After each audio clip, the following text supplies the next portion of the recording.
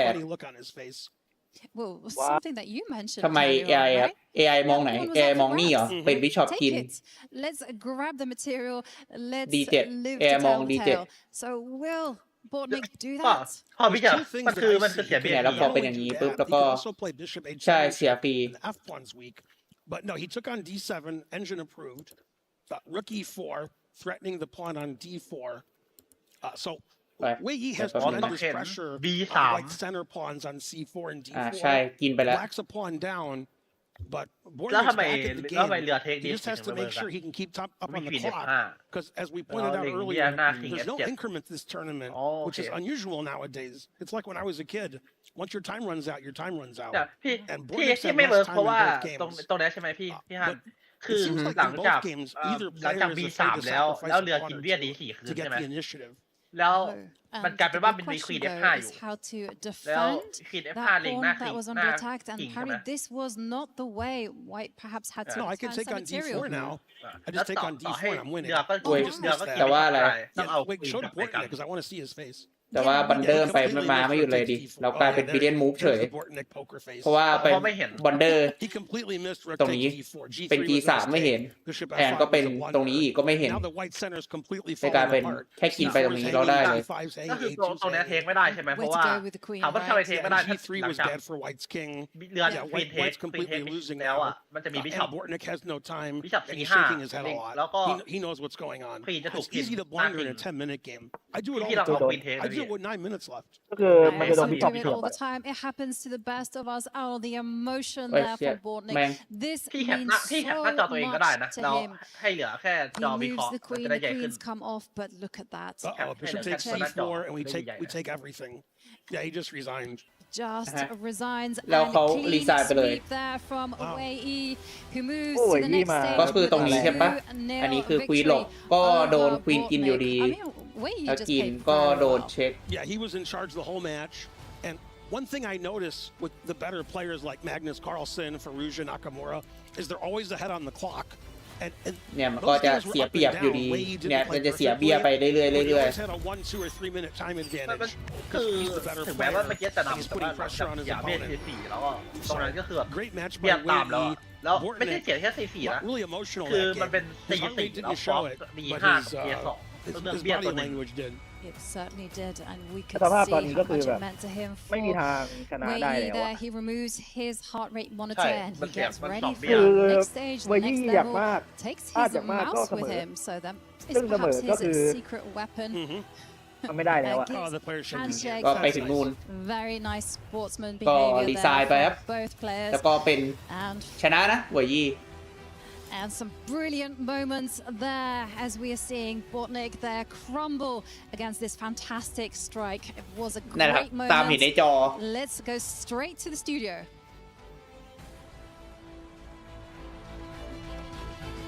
โดนบันเดอร์ไปกลายเป็นรีไซน์แล้วก็เป็นเวยี่20โอเคปิดเสียงก่อนเลยโฆษณาพี่ส้มโฆษณาพี่ส้มนี่ลิขสิทธิ์โดนมันสไตล์ทุกรอบอะแอปพี่ส้มอะคือถ้าเปิดเสียงโดนสไตล์อะเนี่ยครับถ้าสมมติว่าหลังเขาบอยได้ก็อาจจะเปิดได้ก็ได้ครับแล้วขายเลย เราตัดไปดูสตรีมดีกันไหมสตรีมดี ก็เดี๋ยวรอดูว่าเป็นอะไรยังไง ถ้ามีก็ได้ อังเดกับเรียบรี on this opening. You know, it's an interesting choice. อันนี้สายล่างเริ่มเร็ว At any moment can trade on C4. สายล่างเริ่มต่อเลย Black will recapture. ใช่คือถ้าตามเวลามัน20:40แล้วเนี่ยไอ้คู่เนี้ยเริ่มก่อนเวลานิดหน่อย Exactly the kind of positions that เอาจริงก็ให้มันเริ่มไปเลยครับพี่ ใช่เราจะได้นอนเร็วไม่ต้องรอตี 1 ตี 2ค่อยนอนอะไรอย่างงี้ไม่ใช่ a structural weakness that he can put pressure in. We can see both players blitzing their moves out. They both are looking very, very comfortable with the situation. Yeah, and what is the game strategy for each? I think Yesipenko is going kind of trying to แก้ต้นทางให้น้องนนท์ขับรถมาบ้านผมแล้วก็มานี่เหรอมากดลากเอาเหรอตลกเลยครับน้องนนท์ขับมานี่น่าถ้าน้องนนท์แบบขี่รถยนต์เนี่ยน้องนนท์น่าจะมาถึงบ้านผมสักประมาณตี 3คิดว่าน่าจะประมาณตี 3 He finally makes his capture on C5. This is typical Zach. น่าจะ do you just take on C5? You define the structure. ถ้าเรท100ประมาณนี้ปกติครับปกติ Up to B4 and take some more space ปกติ on the queen side. พวกพี่ๆอายุเยอะนี่ก็จะแบบล่อ130หน่อย ผมบอกเลยตอนเล่นจริงอ่ะเล่นลาปิดเล่นบลิทในกระดานจริงนี่แบบเล่นไปมือสั่นไปอ่ะ Yeah, and they're a6 here, and I feel like it's all about the square on d4 as white is going to try to blockade this pawn, but we see a6 not allowing the knight to jump over to b5, and okay, well, small edge for white, but very, very solid. I should say Esipenko as well. อันนี้มันตรงไหนเนี่ยหลอนห very รือคุยแกปิด classically trained. Doesn't mind playing slightly worse position as long as he knows where to put the pieces, what the plans are. And okay, this match starting off to a slow pace. Let's เป็นทีมจะเป็นเด็กลายที่ Esipenko is sitting there to cool รีบเทรด 87 ตรง beats สี per แล้ว minute. ดีสีไปดี Kwang Liam, though, 110. He's raised a bit here. Kwang Liam knows that he has to make a dent with the white pieces here. If he doesn't, he's going to have black on the return match, and that's going to be difficult. So the pressure is on for him. This is the final stop for one of these two players. It's the end of the road. อีเก็บด้วยตรงนี้ถ้าแพ้ตกรอบเลยนะเพราะก็ต้องตึงทั้ง2 คน on the second match of day 1. Yeah, it would be a bit disappointing because these guys are so good. They've won so many chess games in their career. Liam Lay, he's the best player of his country in history, right? He's such a beast. He's won so many games, but if he loses this match, he's one of the first to get eliminated. It's got to be disappointing for someone at such a high level. เพย์ออฟออถามเวียดนามแน่นอนครับ Here we have วนออฟเวียดนาม a knight jump in the center, 95, best move on the board. Yeah, I was wondering if he was going to play this move. So this really follows White's overall strategy, which is to trade minor pieces. When you're playing against the isolated pawn, you want to trade minor pieces, meaning the knights and the bishops, and leave the heavy pieces on the board. Because if we imagine a situation just magically where all the minor pieces come off, then the heavy pieces can just line up against the d pawn. We saw the triple stack in earlier matches. You triple stack against this pawn, and it's very difficult to defend it. So he's trying to trade off some pieces here. Esipenko might not be able to avoid a trade or two, but ultimately he's going to want to keep more pieces on the board. Yeah, and from this position, it looks like white is gaining a little bit of momentum. You just feel it, like a piece is crossing the midway of the board, and suddenly there's a slight infiltration that's happened.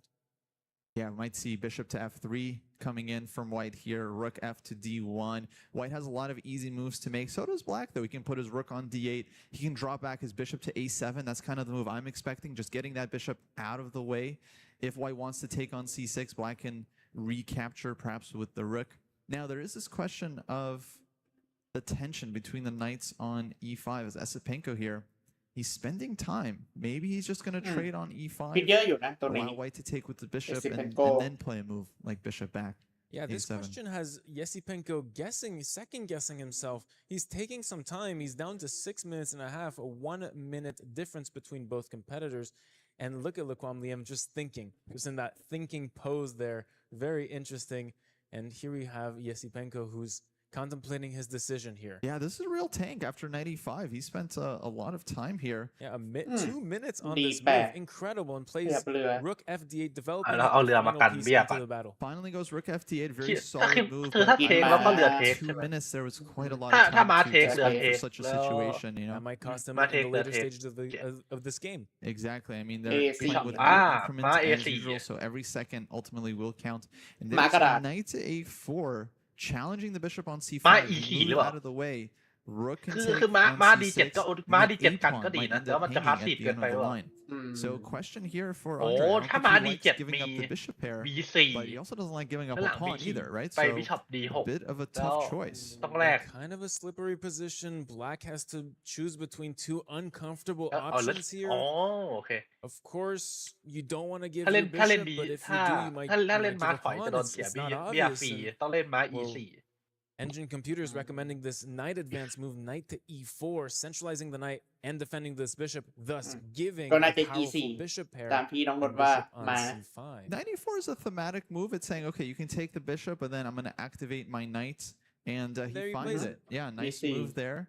Now he's over 2 minutes down on the clock, but objectively his position is still very, very solid. I do expect Kwang Liam to take on c5. I feel like he loves playing with the bishop pair, but he has not option to go b4, right? Just advance his b pawn as well. And then what's going on there? He pushes the b pawn, bishop drops back, takes on c6. ใช่ถ้าเป็น f3 มันจะโดนพอกเอา Oh, that looks ปัญหาคืออะไรปัญหาคือบิชอป F5 แล้วบิชอป F5 แล้วเบีย E3 โดนเบีย E3 หนักเกินเลย เบียได้บิชอปออก The black pieces are sacrificing upon on paper. You ก็ can เหลือแลกเหลือแล้วก็เป็นเบี้ยกินนะฮะ Question is, will white go for it? Yeah, trades first. But now after rook d6, if queen takes a6, there'll be pawn push c6, c5, right? Discovered attack on the queen. Discovered attack, and then I think a lot of stuff gets traded off, and maybe black is able to win back the pawn in the end.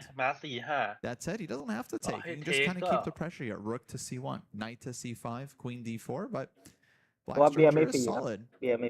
And the knight on e4 gives black a lot of potential activity here. As soon as you move the rook away from the f file, queen to f6, the queen comes and attacks the f file. Although I will say for the white pieces, though, a lot of nice squares and weaknesses created on the queen side. This pawn on a6, this pawn on c6, the c5 square looks nice for the white pieces to try to cemento some pieces on some weak squares and try to outplay their opponent. Yeah, so this could easily end up going south for black if he allows some kind of strategic bind. And now Lekwang here going into the tank, trying to think if he can get away with snagging this pawn on a6. Because there's queen takes a6, you attack the queen with c5, but then queen a8 check.